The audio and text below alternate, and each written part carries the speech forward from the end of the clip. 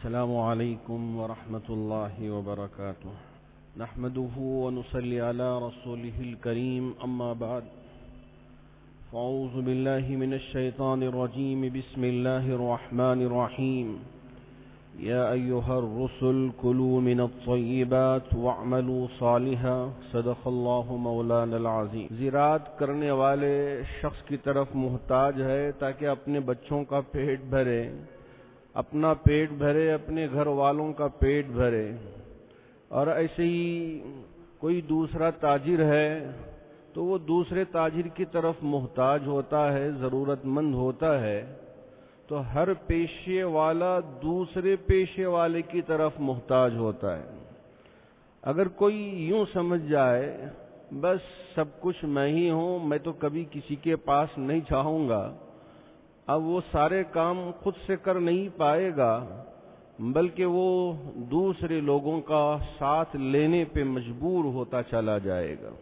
اللہ نے ایسی زندگی بنائی ہے، تو اسی لیے اللہ کے رسول علیہ الصلاۃ والسلام نے فرمایا کسب الحلال فریضۃ بعد الفریضہ، یعنی حلال مال کا حاصل کرنا ایک فریضے کے بعد دوسرا فریضہ ہے۔ نماز فرض ہے، آپ نے نماز ادا کر لیا تو اب کسب حلال کی فکر کریں، یہ نہیں ہے کہ حرام مال مل جائے کھا جاؤں۔ تو آپ نے جو نماز پڑھی تھی، روزے رکھا تھا، اب حرام مال اگر جائے گا پیٹ میں، نماز بھی برباد ہو جائے گی، روزے بھی برباد ہو جائیں گے۔ اگر ہماری اپنی نماز کی حفاظت کرنی ہے، اپنے روزوں کی حفاظت کرنی ہے اور اپنے عبادات کی حفاظت کرنی ہے، تو پیٹ میں جانے والا ہمارا مال بھی حلال مال ہونا چاہیے، یہ بھی فریضہ ہے۔ اسی لیے ایک صحابی نے اللہ کے رسول علیہ الصلاۃ والسلام سے آ کے ذکر کیا، یا رسول اللہ، میں نماز پڑھتا ہوں، روزے رکھتا ہوں اور دنیوی کام میں مشغول ہو جاتا ہوں۔ تجارت کرنا جیسے ہم سمجھتے ہیں کہ یہ پورا دنیا داری ہے۔ آپ علیہ الصلاۃ والسلام نے صحابی سے فرمایا، نہیں، جیسے نماز پڑھنے سے تمہارے لیے ثواب ملتا ہے، روزوں کے رکھنے سے تمہارے لیے ثواب ملتا ہے، اسی طرح حلال مال کی محنت کے لیے جو آپ جد و جہد کرتے ہیں، اس پر بھی رب ذوالجلال تمہارے لیے ثواب عطا کرتے ہیں۔ یہ بھی ہمارے لیے عبادت ہے۔ اس میں دو چار باتیں ہیں جو ضروری ہیں۔ پہلی بات یہ ہے کہ ہم جس کی تجارت کرتے ہیں اس میں انصاف کا معاملہ ہونا چاہیے، انصاف کا معاملہ ہونا چاہیے۔ اور دوسری چیز جو ہے سچائی ہونی چاہیے، امانت داری ہونی چاہیے، دیانتداری ہونی چاہیے۔ اگر ہمارے معاملات میں سچائی نہ ہو، جھوٹ ہو، دھوکہ دہی ہو، اور ہم اپنے مال میں ملاوٹ پہ ملاوٹ کر رہے ہیں، عیب کا مال ہے ہم نے چھپا دیا اور پوری طرح سے اس کو ہم نے فروخت کر دیا اور پوری قیمت ہم نے حاصل کر لی، بتایا نہیں، یہ دھوکہ دہی ہے، یہ دھوکہ دہی ہے۔ اسی کو اسلام منع کرتا ہے۔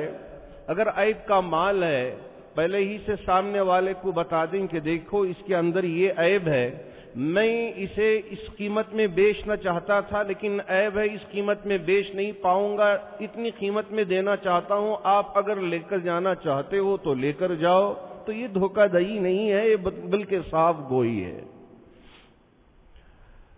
حضرت عمرو بن العاص رضی اللہ تعالی عنہ بڑے جرنیل قسم کے صحابی، بہادر صحابی، بہت ساری جنگوں میں، غزوات میں اللہ کے رسول علیہ الصلاۃ والسلام کے شانہ بشانہ کھڑے ہو کر اسلام کے لیے فتح عطا فرمایا تھا۔ ایک مرتبہ آپ علیہ الصلاۃ والسلام نے حضرت عمرو بن العاص رضی اللہ تعالی عنہ سے کہا، عمر، میری خواہش ہے کہ تمہیں ایک محاذ پہ بھیجوں اور تم جا کر خوب لڑو دشمنوں سے، اس کے بعد فتح حاصل کر کے فاتح بن کر میرے پاس آؤ، اور تمہارے لیے بہت سارا مال غنیمت میں عطا کروں تحفے کے طور پر، یہ میری بڑی خواہش ہے۔ حضرت عمر بن العاص رضی اللہ تعالی عنہ نے فرمایا، یا رسول اللہ صلی اللہ علیہ وسلم، میں جنگ کے میدان میں اس لیے نہیں جاتا کہ مجھے مال غنیمت ملے، مجھے مال ملے، مجھے بہت کچھ ملے، جائیداد ملے، دینار ملے، دراہم ملے، یہ میرا مقصد نہیں ہے۔ میں اس لیے جاتا ہوں کہ میرا رب مجھ سے راضی ہو جائے، میرے پیغمبر مجھ سے خوش ہو جائے، بس یہی میرا مقصد ہے، کوئی اور مقصد نہیں۔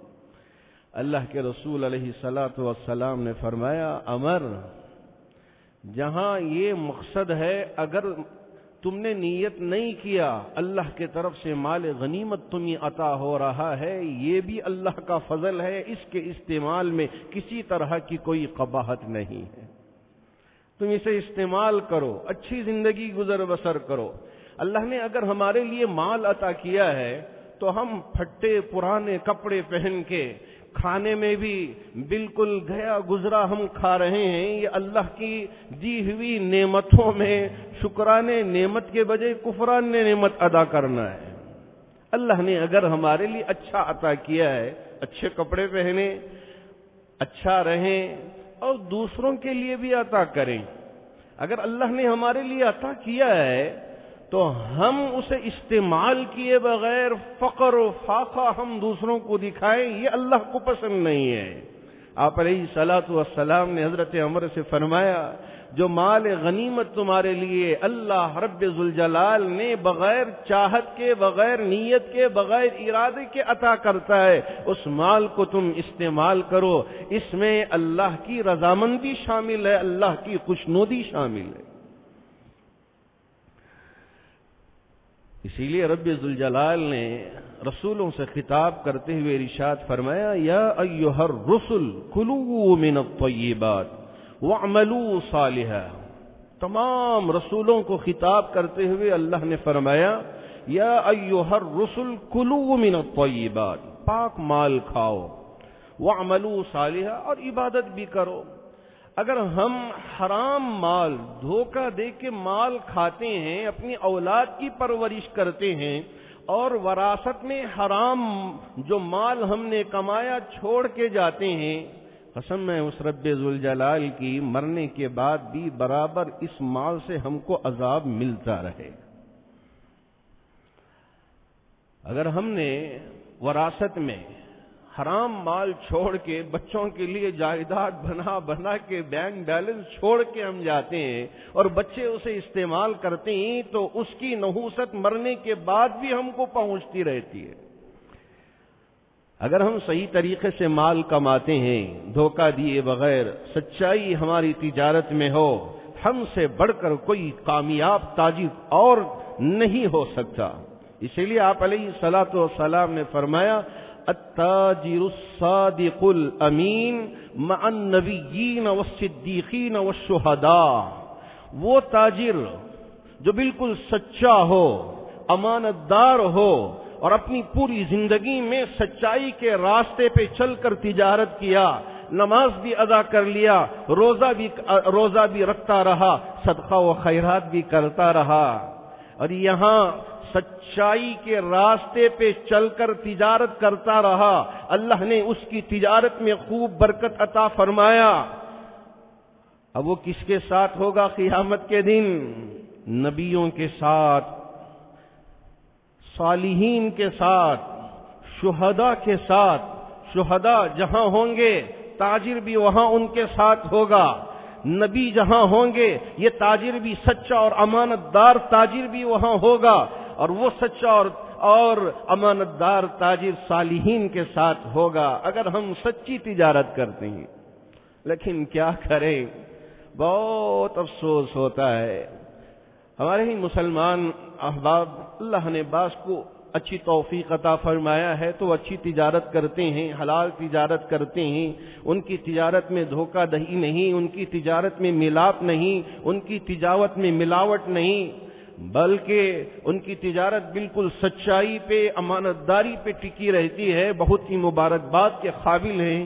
لیکن عام طور سے جو سننے کو ملتا ہے کہ کیا کریں کہ ہمارے وہ بھائی مسلمان نوجوان جو نشے کے عادی ہو گئے ہیں، جو شراب پینے کے عادی ہو گئے ہیں، چرس گانجے میں ان کی زندگی مبتلا ہو چکی ہے، اب وہ کام کرنے کے عادی نہیں ہیں، بس اسی میں پڑ گئے، اسی لت کے پیچھے پڑ گئے اور زندگی کو برباد کر لیا۔ کیا مسلمان کبھی اس طرح کی کوئی حرکت کر سکتا ہے؟ انسپیکٹرز اور جو پولیس محکمہ ہے ان کے سامنے جو رپورٹس آتی ہیں، اب جب ہمارے مسلمان نوجوانوں کے نام آتی ہیں، ہماری مائیں ہماری بہنوں کے نام آتی ہیں کہ فلاں علاقے میں ایک مسلمان عورت گانجے کو بیچتی ہے، چرس کو بیچتی ہے، فلاں نشے آور چیزوں کو بیچتی ہے، بہت افسوس کے ساتھ مجھے آپ سے یہ کہنا پڑ رہا ہے کہ میری نظریں شرم کی وجہ سے نیچے جھک جاتی ہیں غیروں کے سامنے۔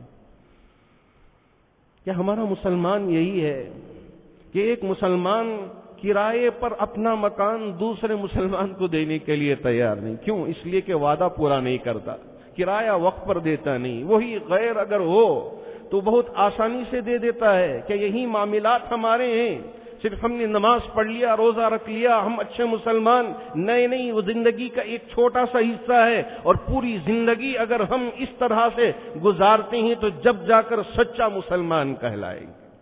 ہمارا معاملہ درست ہونا چاہیے، ہمارے معاملے میں امانت داری ہونی چاہیے، ہمارے معاملے میں سچائی ہونی چاہیے، ملاوٹ ہرگز نہیں، دھوکہ دہی ہرگز نہیں۔ وَأَوْفُوا بِالْعَهْدِ إِنَّ الْعَهْدَ كَانَ مَسْئُولًا۔ اگر ہم کسی سے عہد کر رہے ہوں، اگر کسی سے وعدہ کر رہے ہوں تو اس وعدے کو پورا کرنا ایک مسلمان کا فریضہ ہے۔ اگر ہم نے وعدے کو پورا نہیں کیا تو ہمارے مسلمان کے نام رکھ لینے سے کوئی فائدہ نہیں ہے۔ ہم نے کسی صاحب سے قرض لیا اور کہا کہ اتنے وقت میں میں لا کر پہنچاؤں گا، ہماری ذمہ داری ہے کہ اس وقت میں لے جا کر پہنچائے۔ ہاں، اگر سامنے والے سے یہ کہے کہ جب مجھے سہولت ہو، یا فلاں سامنے والے جن کے لیے میں قرض لیا ہوں اگر وہ مجھے دیتے ہیں تو میں آپ کو دیتا ہوں، تو بالکل معاملہ صاف صاف رہے گا۔ اگر ہم کسی سے عہد کر رہے ہیں کہ فلاں چیز میں آپ کے پاس سے بطور استعمال کے لے کے جا رہا ہوں، اتنی مدت کے لیے، اتنی میعاد کے لیے، میعاد ختم تو لے جا کر ہم کو واپس کرنا پڑے گا۔ نہیں، بس لے کر گئے، اب استعمال ایسا کیا کہ لے جا کر جب واپس کریں تو پھر سامنے والا پھر دوبارہ دینے پہ، سوچنے پہ مجبور ہو جائے گا کہ میں دوں یا نہ دوں۔ اگر ہمارا دکان ہو اور کسی مسلمان کو کرائے پر دینا چاہتے ہو تو 100 بار سوچنے لگتے ہیں کہ یہ کہیں دھوکہ نہ دے دے، کہیں دغا بازی نہ کر بیٹھے، کہیں ہم کو کورٹ میں نہ کھینچ لے، کہیں پریشان کر کے نہ رکھ دے۔ یا میرے اللہ، کیسے ہم پیغام پہنچائیں ہمارے ان مسلمان بھائیوں کو؟ یہ مسلمان کا یہ طریقہ نہیں ہے، یہ طرز زندگی نہیں ہے کہ مسلمان وہ ہے جس پہ رشک ہوتا ہے۔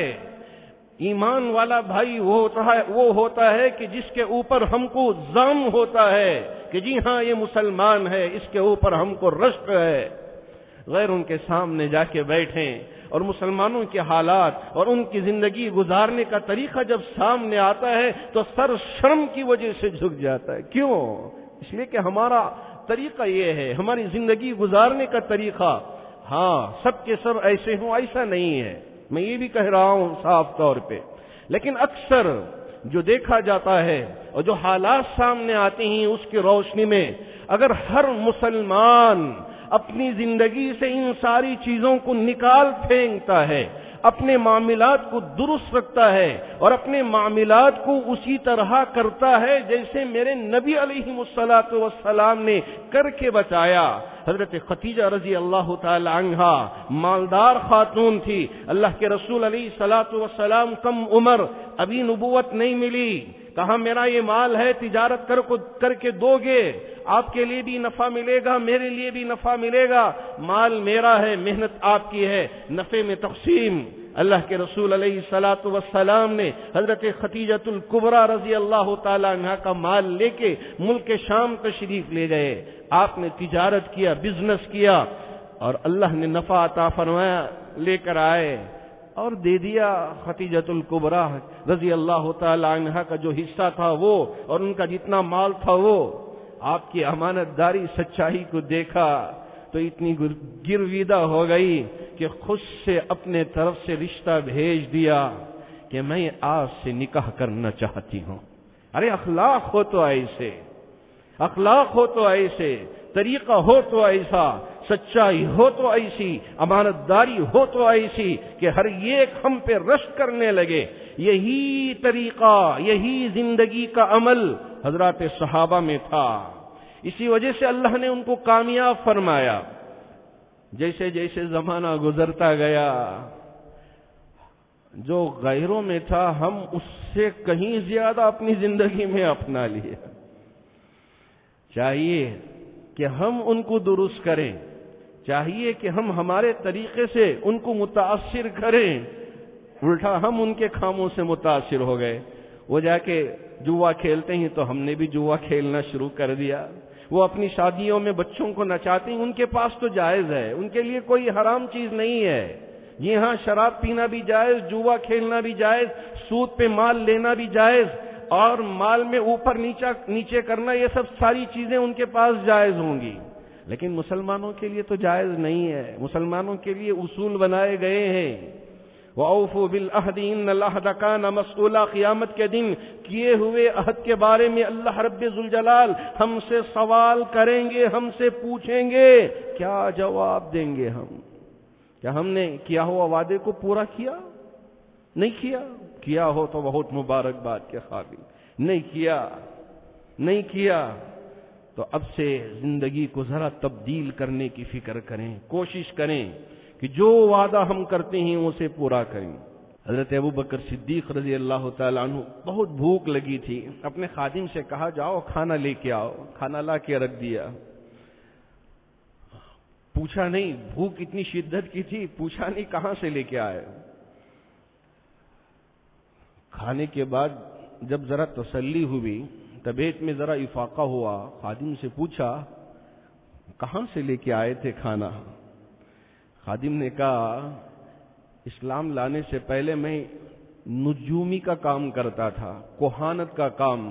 آج بھی بہت سارے لوگ کرتے ہیں کہ الٹی پلٹی باتیں بیان کر کے خوب پیسے کماتے ہیں، یہ سب ناجائز کمائی ہے، حرام کمائی ہے۔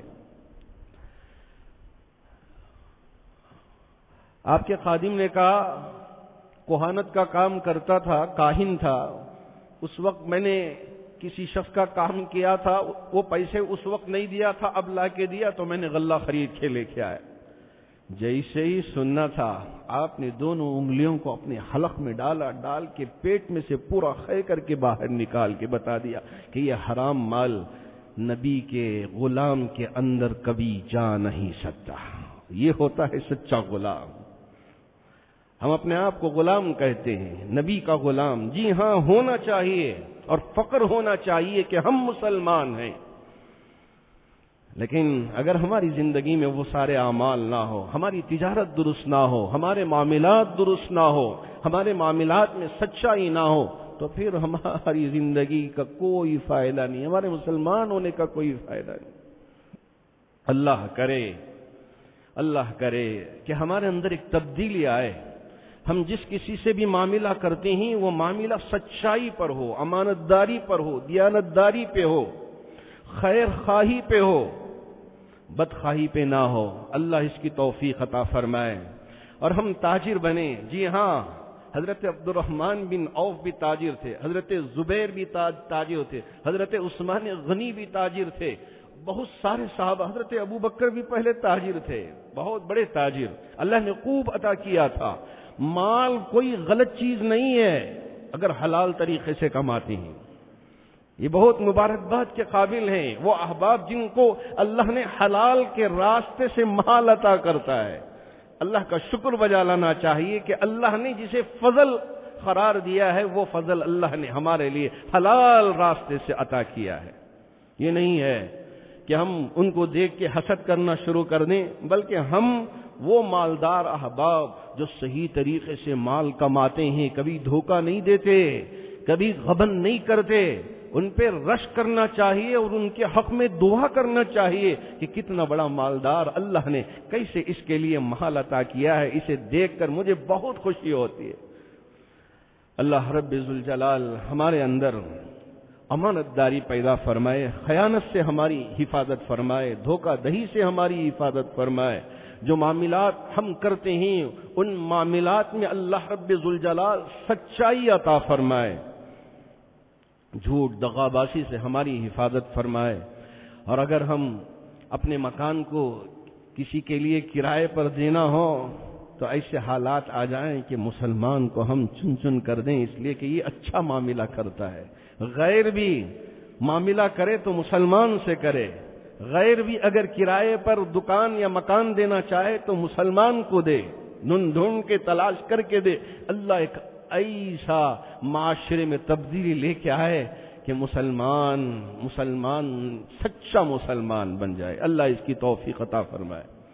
محترم حاضرین گرامی، جی ہاں، جہاں ہم اپنے بچوں کی، اپنے گھر والوں کی فکر کرتے ہیں، وہیں اللہ کے گھر کی فکر بھی ہماری ذمہ داری ہے۔ بہت سارے احباب بند مٹھیاں ہماری ان چادروں میں ڈال کے جاتے ہیں۔ یہ نبی علیہ الصلوۃ والسلام کی سنت ہے، یہ نبی علیہ الصلوۃ والسلام کا طریقہ ہے۔ جب کبھی بھی کوئی حاجت پیش آتی تو آپ مسجد نبوی میں تشریف لاتے، ممبر پر تشریف لے جاتے، لوگ جمع ہو جاتے، آپ اعلان فرماتے کہ ہاں فلاں حاجت ہے، فلاں شخص کی کوئی ہے، اس شخص کی حاجت کو پورا کرنے کے لیے حضرات صحابہ میں سے آگے آتے۔